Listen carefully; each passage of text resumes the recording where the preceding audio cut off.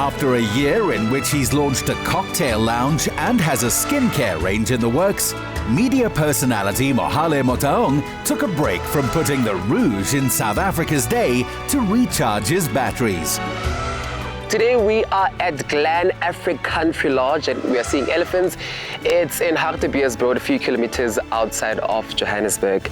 And this here is amazing. So I brought Ferreira here. Ferreira is my friend and he's also my personal assistant. I mean, this is what we do when we want to, get away from the buzz of Johannesburg, because it can sometimes be very tiring. And when we want to relax and be in the wild and sort of rethink, re-strategize is what we do. We're here at Glen Afric. My name is Vicky Brooker, and we're here to chat about some elephants and what we do here in the Northwest Province. We bought the farm in 1986, and this farm was actually used to keep animals for people who were looking for animals if they needed to have animals on a new property, or if there were animals that were in a drought-stricken area, we would bring them here. So we basically used this as almost like a reservoir for animals in 1986 going on to 1990 and carried on from there.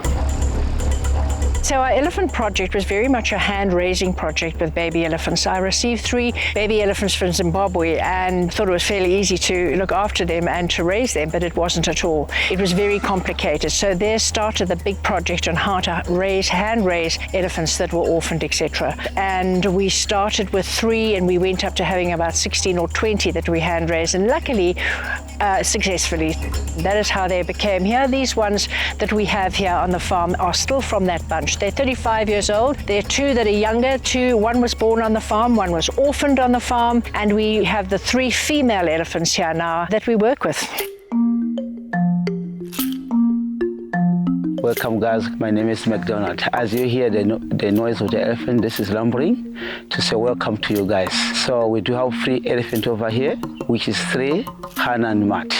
Hannah is a biological baby for 3, and then Matt is a adopted one. So we're gonna lift here to go over there and touch and look however it is. Come over here.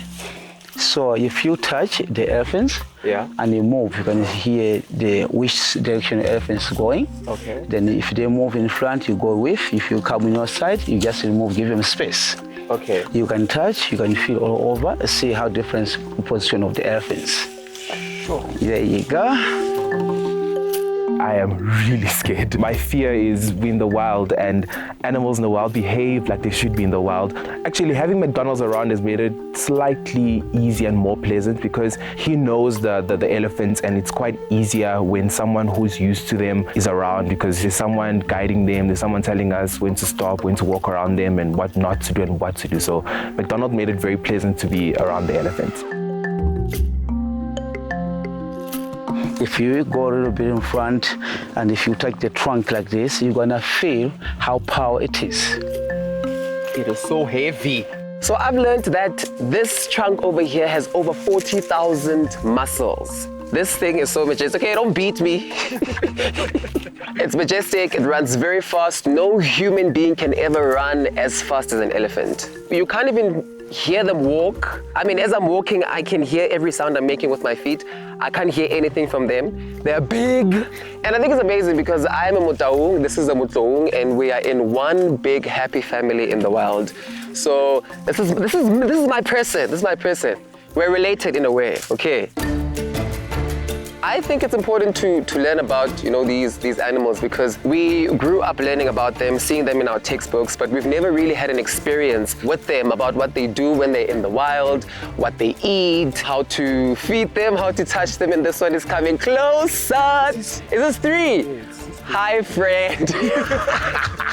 So I think it's really important for us to learn about them, be with them. The education is important, and I wish that, we can do this as much as we can. And guys, this is so amazing because it is literally just over 40 minutes outside Johannesburg. It is not far, it is very close to home, but also makes you feel like you are not inside the province, which is quite amazing.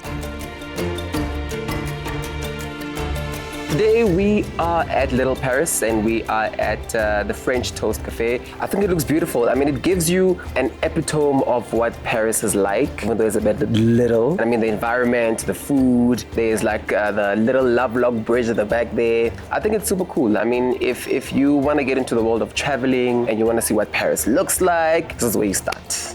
So right now I'm sort of like really focusing on business, right? I'm really trying to establish my entrepreneurship journey. I'm establishing different businesses. I am getting into different connections that, you know, step me into the world of entrepreneurship, because I think that has been my biggest dream. Beyond, you know, acting, beyond presenting, beyond the social media work that I do, I've always just wanted to do entrepreneurship. So that's why, you know, I'm really focusing on my two businesses, Fusion Cocktail Lounge and Ella Home Cosmetics. However, I am still doing a lot of social media work, you know, as an influencer, as a brand ambassador, and I love it there. You know, you've got a lot of control over things. You can work together with the clients that, you know, want to interact with you. So I think for now, that's really where I am headed, and that's where my direction is.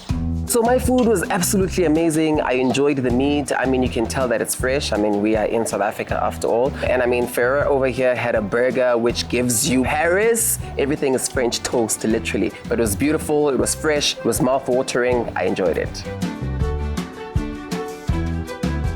So what really, you know, stands out for me in all of the things that I've done or the things that I'm doing is working with different people, really, and developing different connections, and also being able to understand the purpose that you want to create for yourself. Because I mean, it's so difficult sometimes to create a purpose because we jump from here, want to do this, want to do that, because we're not sure. So in doing all of that, the highlight was I've sort of like really found my passion and where I want to see myself and where I want to base myself for the rest of my life. So how I deal with negativity on social media, I don't. I don't deal with those because I'm a very positive person. I keep to myself. I love my peace. I mind my business. So if I'm on social media, I am working or I am just checking the latest news. It's never about who is saying what about me, because most of the people on social media don't really know me. So I can't really get worked up over the idea that people have created about me and what they want to say. That's how I deal. I don't. So what inspires Mohale is being around the same like-minded people who are positive, people who, you know, want to go after whatever it is that they want to go after, people who are after their goals. Another thing that inspires me is my dreams and my goals. They inspire me to do better, to wake up in the morning and say there's this thing that I want to achieve, and that inspires me because it makes me want to do better each and every day. Which starts with his followers and fans.